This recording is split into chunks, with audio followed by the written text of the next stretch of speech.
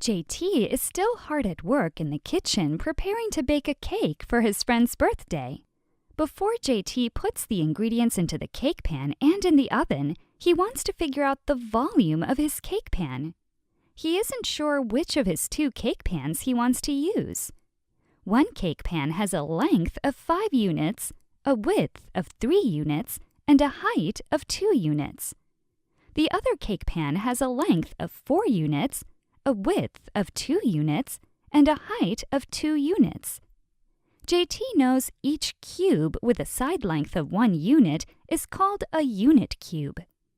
Each unit cube is said to have a volume of 1 cubic unit.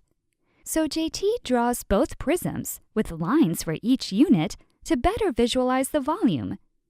Of his two pans, which cake pan has a greater volume of cubic units? By the looks of it, the first cake pan has a greater volume because it contains more cubic units. Tasty!